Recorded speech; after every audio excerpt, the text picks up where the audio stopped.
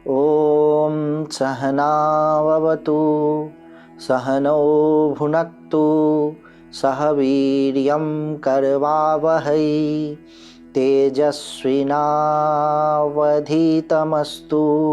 मा विद्विषावहै। ॐ शांति शांति शांति। नमस्कार, सनातन धर्म परिचय माला में आपका स्वागत है। और हम लोगों ने पिछले वीडियो में देखा कि जिस तरह से हम लोगों के जीवन के 3 डायमेंशन होते हैं, 3 आयाम होते हैं, 3 एस्पेक्ट्स होते हैं, फिजिकल एस्पेक्ट, इमोशनल और मेंटल एस्पेक्ट और इंटेलेक्चुअल एस्पेक्ट। तो उन 3 एस्पेक्ट्स को, उन 3 आयाम को डील करने के लिए 3 तरह की चीज़ें होती है। वो है फिजिकल एस्पेक्ट्स के लिए कर्म, मेंटल और इमोशनल एस्पेक्ट्स के लिए उपासना और इंटेलेक्चुअल और उससे बियॉन्ड के एस्पेक्ट्स के लिए ज्ञान। तो उसमें हम लोगों ने तीनों का थोड़ा थोड़ा परिचय सुना और समझा। आज हम लोग कर्म क्या है इसके विषय में थोड़ा समझने की कोशिश करेंगे। कर्म शब्द जो है यह हमारे जीवन के फिजिकल एस्पेक्ट्स से जुड़ा हुआ है। हम अपने शरीर से, ये फिजिकल बॉडी से, हाथ से और शरीर से जो भी कर्म करते हैं, जो कुछ भी करते हैं वह कर्म कहलाता है। अब जब हम आध्यात्मिक आयाम में आते हैं तो कर्म शब्द के 2 मिलते जुलते अर्थ हैं। इसको आप समझ लीजिए। कौन से मिलते जुलते अर्थ हैं? तो जिस तरह से कर्म और कर्म से होने वाला फल, वो दोनों जो है, दोनों के लिए कर्म का उपयोग होता है। जिस तरह से कहते हैं दिस इज माई कुकिंग, है ना। तो इस कुकिंग शब्द में कुकिंग का मतलब हो गया कि आप खाना बना रहे हैं, वो भी कर्म हो गया। और खाना बनाने के बाद जो परिणाम आता है, जो फूड बन करके तैयार होता है, उसको भी आप कुकिंग कह देते हैं कि दीज आर माई कुकिंग्स, ये सब हमारे बनाए हुए खाना है।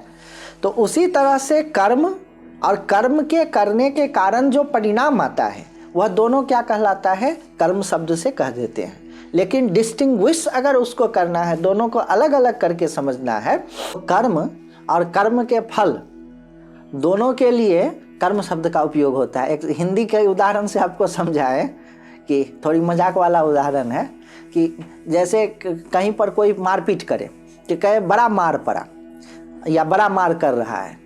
तो बड़ा मार कर रहा है का मतलब मार करने का कर्म हो गया, और बड़ी मार पड़ी तो अपने चोट वोट को दिखा करके कहता है कि वो बहुत मार पड़ी है। तो उस मार का जो फल हुआ है, मार का जो परिणाम हुआ है, उसको भी कर्म, मार शब्द से ही कह दिया जाता है। तो कर्म और कर्म के फल, इसको आप समझ लीजिए। ये दोनों के लिए कर्म शब्द का उपयोग होता है। जैसे कोई कहे कि उसके कर्म बड़े क्रूर कर्म है, बड़ा दुष्ट कर्म का व्यक्ति है, तो उसका कर्म खराब है। और कोई दुखी है, कोई पीड़ित है, तो उसको कहते हैं वह अपना कर्म भोग रहा है। तो इसका क्या मतलब हो गया? उसने जो पूर्व में दुष्ट कर्म किए थे, खराब कर्म किए थे, उसके परिणाम अभी भोग रहे हैं। ठीक। अब इसमें आ गया 2 चीजें, पाप कर्म और पुण्य कर्म। तो ऐसे कर्मों से जिनसे आप सात्विकता को प्राप्त होते हैं, आपका सत्व बढ़ता है, वह सारे कर्म हो गए पुण्य कर्म। और ऐसे कर्म जिससे आपकी तामसिकता बढ़ती है, वह सारे कर्म हो गए पाप कर्म। अब इसको आप कैसे समझेंगे? सामान्यतः अगर सीधी सीधी भाषा में कहें तो कह देते हैं कि कर्म अच्छे का मतलब जिससे लोगों का भला हो, और कर्म बुरे जिससे लोगों का नुकसान हो। ये एक मोटी मोटी बात है। लेकिन और गहरे में आप जाएंगे तो गंगा स्नान किया। अब गंगा स्नान करने से न तो किसी को भला होता है, न किसी को बुरा होता है, तो उसको क्या कहेंगे? लेकिन माना तो यह जाता है कि गंगा स्नान पुण्य कर्म है। तो यह किस कर्म से सात्विकता बढ़ेगी और किस कर्म से आप में तामसिकता बढ़ेगी, यह बात हम अपनी छोटी बुद्धि से नहीं समझ सकते हैं।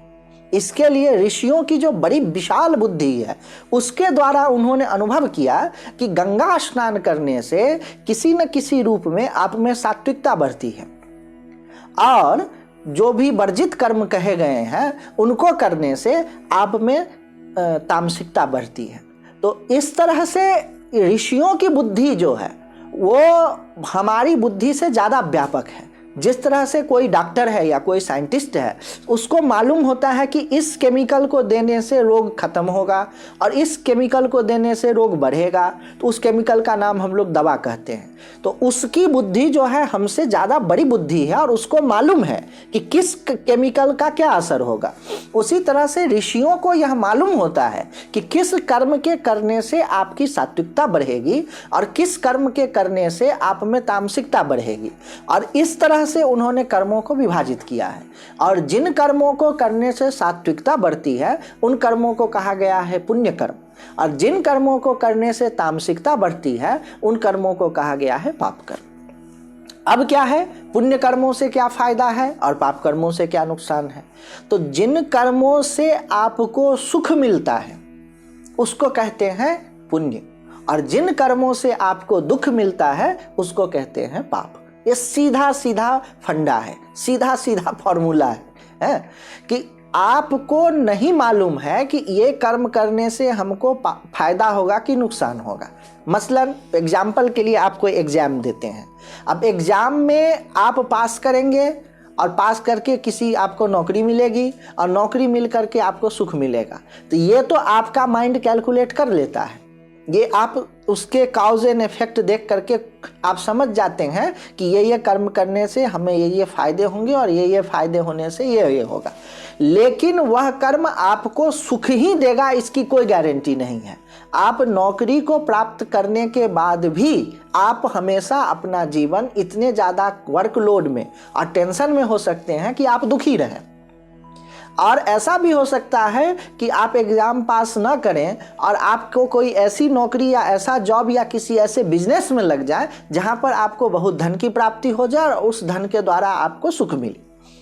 तो आपको यह समझना है कि जिन कर्मों के द्वारा, जिन कर्मों का परिणाम आगे चल के सुख में होना है उनको कहते हैं पुण्य कर्म, और जिन कर्मों का परिणाम, जिन कर्मों को आगे चल करके दुख में बदलना है उनको कहते हैं पाप कर्म। अब इसकी भी कैलकुलेशन कैसे होगी ये हमारी आप अपनी बुद्धि से नहीं समझ सकते हैं कि भाई गंगा स्नान करने से अथवा दान करने से अथवा तीर्थ यात्रा करने से आपके बुद्धि में यह समझ में नहीं आता है कि किस तरह से वो कैलकुलेट हो करके वो सुख को उत्पन्न करता है। और जो अन्य निषिद्ध कर्म है जैसे मांस भक्षण अथवा शराब पान, इस कर्मों के द्वारा किस तरह से आपको सुख दुख मिलने वाला है यह आप अपनी बुद्धि से कैलकुलेट नहीं कर सकते हैं। तो इसको कैसे पता चलेगा? इसके लिए भी आपको ऋषियों की ही बुद्धि को सरेंडर करना पड़ेगा। तो हमारे सनातन धर्म में क्या करना चाहिए और क्या नहीं करना चाहिए यह ऋषियों की बुद्धि से तय होता है। उनकी बुद्धि से यह तय होता है कि क्या करना चाहिए। क्यों?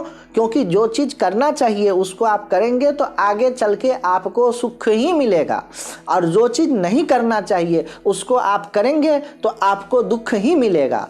और इस कर्म सिद्धांत को अगर आप समझ जाएंगे तो आप उन सुख को उत्पन्न करने वाले कर्म को करेंगे और आप सुखी रहेंगे, और जो दुख को उत्पन्न करने वाले पाप कर्म हैं उनसे आप बचेंगे और तब भी आप सुखी रहेंगे। तो इस तरह से है, ये कर्म के सिद्धांत हैं और कर्म के नियम हैं। इसका आप इसी तरह के अन्य वीडियो को पाने के लिए हमारे चैनल के लिंक को सब्सक्राइब कीजिए। आपका बहुत बहुत धन्यवाद।